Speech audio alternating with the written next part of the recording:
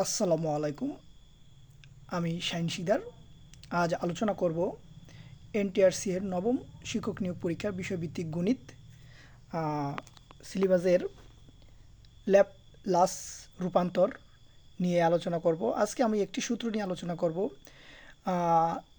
ল্যাপ্লাসের রূপান্তরের মূল ধারণা, গুরুত্বপূর্ণ শর্টকাট টিপস এবং কিছু গুরুত্বপূর্ণ এমসিকিউর সমাধানও আমি দেখাবো।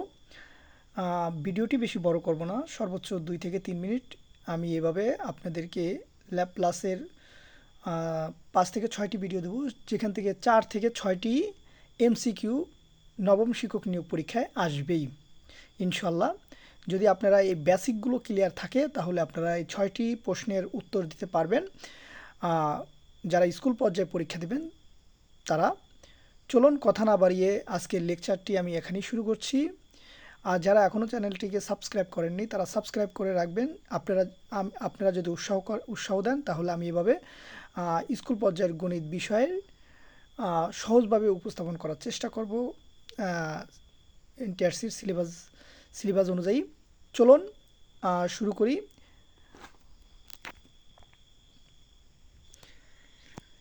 আমরা সর্বপ্রথম ল্যাপ্লাস রূপান্তরের মূল সংজ্ঞাটা আমরা জানব।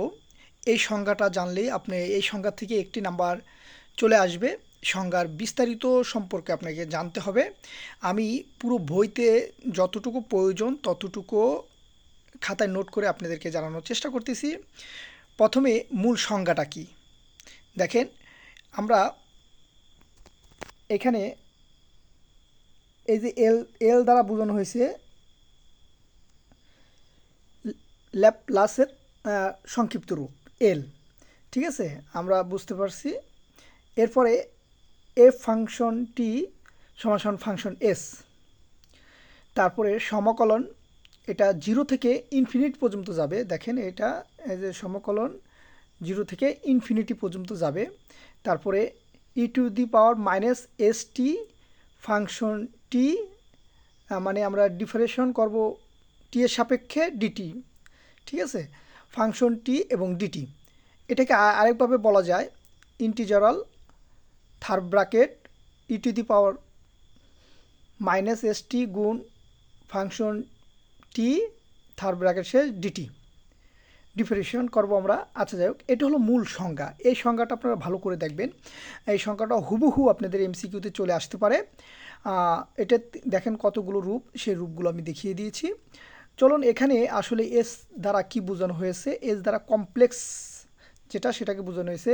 ই to the power minus s টিকে দ্বারা কি বোঝানো হয়েছে, কার্নেল। এটা কিন্তু খুবই গুরুত্বপূর্ণ, এই এটা এমসিকিউর জন্য খুবই গুরুত্বপূর্ণ, ঠিক আছে। তারপরে ফাংশনটি অরিজিনাল ফাংশন বলা হয়েছে। এটা অরিজিনাল ফাংশন। আর এফ এস হলো ট্রান্সফর্ম ফাংশন, ঠিক আছে। এই এফ এসটা হলো ট্রান্সফর্ম ফাংশন। সো আমরা এটা বুঝলাম। এরপরে আমরা চলে যাই দ্বিতীয় নম্বরে। এটা হলো আমরা সূত্রে যে জিনিসগুলো ব্যবহার করা হয়েছে, যে ওয়ার্ডগুলো ব্যবহার করেছে, সেই ওয়ার্ড দ্বারা কী বোঝানো হয়েছে সেটি আমরা ইয়ে করলাম। এগুলো খুবই এমসিকিউর জন্য খুবই গুরুত্বপূর্ণ। হ্যাঁ, তারপর 2 নম্বর দেখেন ল্যাপ্লাস ফাংশনের উপরে দেখেন আমি একটা প্রাইম চিহ্ন দিয়েছি, মানে একবারে ইন্টিগ্রেশন করব আমরা এটাকে। এফটি এর সূত্রে ইনিশিয়াল টার্ম কয়টি, দেখেন আমরা যেহেতু এখানে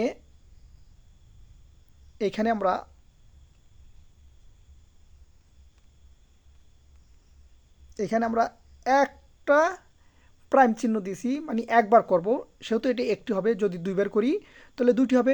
তাহলে আপনাদের কাছে প্রশ্ন, যদি আমরা অরিজিনাল ফাংশনকে আমরা যদি 3বার করি তাহলে এখানে টার্ম যে ইনিশিয়াল টার্ম কয়টি হবে, এটি আপনাদের কাছে প্রশ্ন। সো আপনারা হয়তো বা বুঝতে পেরেছেন 2 নম্বরটা। এরপর আমরা চলে যাব আমাদের 3 নম্বর ধাপে।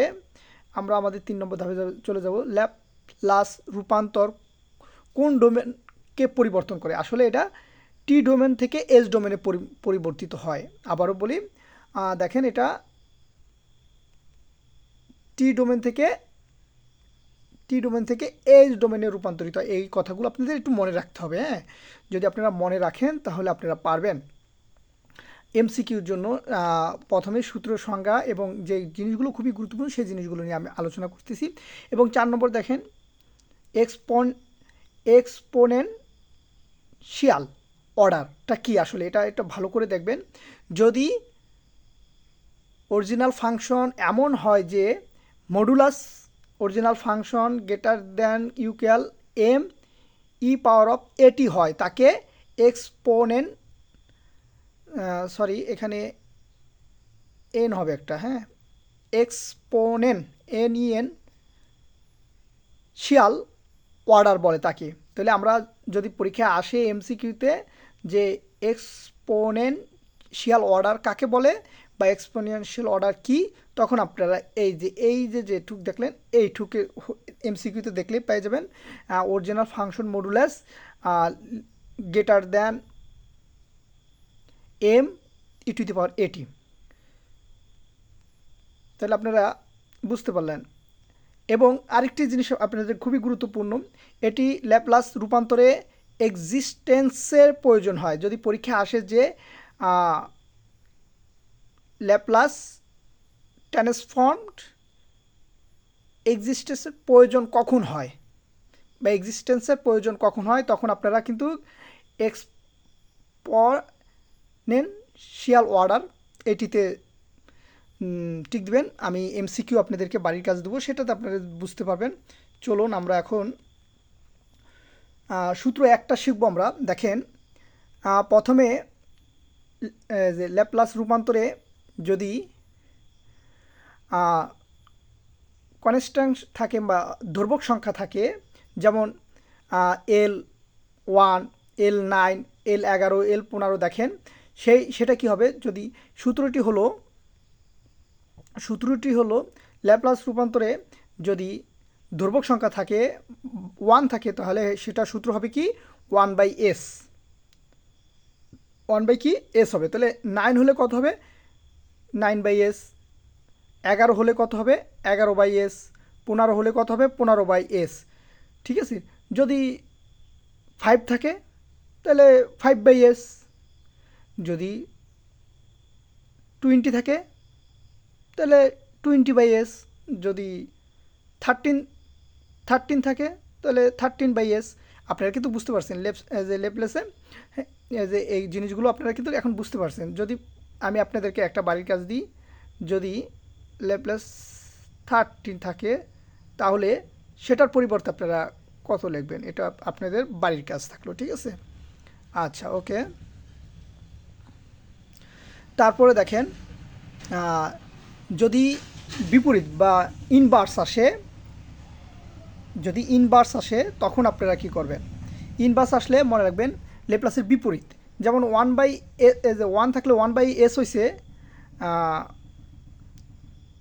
1 থাকলে যেমন 1/s হয়েছে, 1/s থাকলে কি হবে 1 হবে। তাহলে 9/s থাকলে কি হবে 9 হবে, 7/s থাকলে কি হবে 7 হবে, 5/s থাকলে কি হবে 5 হবে। এটা হলো ইনভার্স, অর্থাৎ ল্যাপ্লাসের বিপরীত ফাংশন যেটা, সেটা আমরা বুঝেছি। এটা বিপরীত ইনভার্স যেটা আছে সেটা। তাহলে আপনারা বুঝতে পারলেন, এতটুকু দিয়ে কিন্তু আপনারা পারবেন। আজকে আমি এতটুকু আলোচনা করলাম। এরপরে আপনাদেরকে কিছু বাড়ির কাজ বলতে আমি কিছু এমসিকিউ সলভ করানো দেখাবো। দেখেন এখানে কিছু এমসিকিউ আছে এই সূত্রের এমসিকিউগুলো আপনারা দেখেন আপনারা এটা কিন্তু পারবেন। আপনাদের এটা বাড়ির কাজ দেওয়া উচিত, বাড়ির কাজ। দেখেন আপনারা পারেন কিনা। এই যে ল্যাপ্লাস 1কে পরিবর্তন করলে কত হয়, 1 কি হবে s হবে, ঠিক আছে। এই যে দেখেন ব্যাখ্যাটা দেওয়া আছে এখানে, একটু ভালো করে দেখবেন। তারপরে এই যে ল্যাপ্লাস 5-এর মান কত হবে, এখানে 5 কি হবে s হবে। তারপরে দেখেন এই যে 1 যদি হয়, এই যে 7টা কত হবে 7 কি হবে s হবে। তারপরে খুবই গুরুত্বপূর্ণ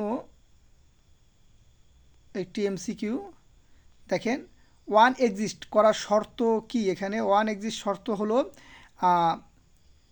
এস বড় হবে, 0 থেকে এসটা কি হবে বড় হবে, 0 থেকে এসটা কি হবে বড় হবে। এটা আপনি একটু মনে রাখবেন, ঠিক আছে।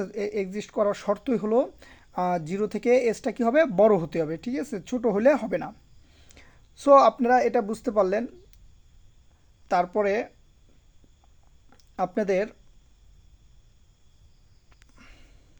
উপরে কিছু দেখেন, আমি এটা দিলাম কিছু কিছু এই যে আমি আমি আপনাদেরকে দেখাচ্ছি, আমরা এটা দেখি। এই যে ল্যাপ্লাস এর ট্রান্সফর্মের মূল সংখ্যাটা কি, আপনারা বলেন এটা মূল সংখ্যায় কোনটা আছে। এই যে এই যে সমকলন জিরো থেকে ইনফিনিটি ই 10⁻⁻st ft dt, হ্যাঁ, এটা সংখ্যা থেকে আমরা পাইছি। তারপরে দেখেন আমি আপনি এখানে